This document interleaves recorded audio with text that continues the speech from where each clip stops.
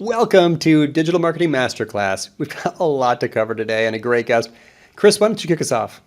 All right. Well, we have a lot of things that you and I were kicking around before we bring on our guest. And I think that the thing that I wanted to talk about is an article that I'm writing called The Psychology of a Backlinker. And here's kind of the genesis of what I was thinking of before I kind of put pen to paper. A lot of the times that when I think about why I do what I do, why am I a content marketer? A lot of times I like to think, oh, it's going to establish me as a thought leader, and I'm going to humanize my brand. I'm going to do a lot of stuff. But I think deep down, what I really want to do is I want to be able to write link-worthy content so that I can generate links, and then that link's going to improve my authority so that other content will rank bigger, stronger, and faster in the future.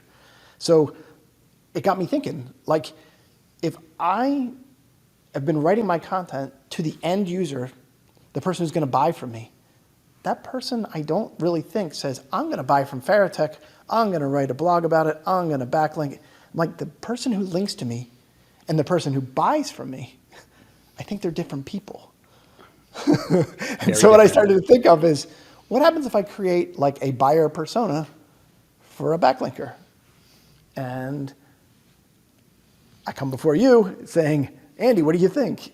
Because I think you're kind of the king of buyer psychology, authority, 1% content strategy. So what am I missing? No, this is a great topic and so rarely discussed. There are link builders. There's people who kind of embrace the concept of link attraction. The 1% content strategy, which you just mentioned, is really more about link attraction. But it ultimately comes down to that same thing. Like, who links? Why do people link? And to create a kind of persona, or to just think through this for a minute, is very worthwhile, because like you said, if you ever hope to rank for the very competitive, very valuable key phrase, the money phrase, the commercial intent key phrase, then your only hope is to have an authoritative website. And that means having a site that has been cited by other websites. So yes, this is valuable. I love it. I would start with this. If you're making a persona, you could think about the titles, of course. That's one quick way to do it. And this person is a blogger, they're an editor, they're a journalist, they're a podcaster, they're an author, they're even like an event producer. This is basically who we're talking about here. People who make content, make links. So I have kind of this radar, when I'm using social media, I see immediately if this person's like a content creator. It's called the 1% rule. Like 1% of us create the internet. The rest of the people online just consume the internet. So you can start there as content creators. And so any type of influencer marketing, even collaborative, just organic influencer marketing, involves a lot of relationship building with other content creators.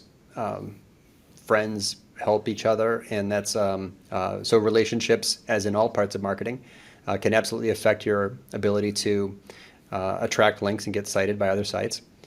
A couple other things just while I'm rambling here. Some of the best ones link to write for many websites.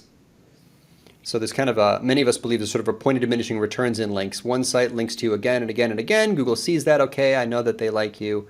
What else have you got? So the prolific guest bloggers make great collaborators because they may link to you from multiple domains.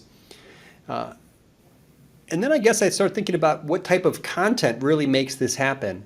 What gets, of all the things we can create, and we can make all kinds of different things, what are the things that tend to attract links? It's the Steve Rayson research. You're familiar, Chris, right? Like we talk about a lot. Original research attracts links from other websites because original research supports other people's assertions. Anyone who writes knows this. You don't want to make lots of unsupported claims, so you need research to support your claims. Therefore, people who create research are far more likely to get linked to from other websites because that link is supporting someone else in what they're saying. The most effective research is research that produces kind of a missing statistic. You're trying to find and publish and promote the frequently asserted but rarely supported statement in your industry. There's lots of holes on the internet. Find a hole and plug it, and that'll help. So those are helpful. Yep.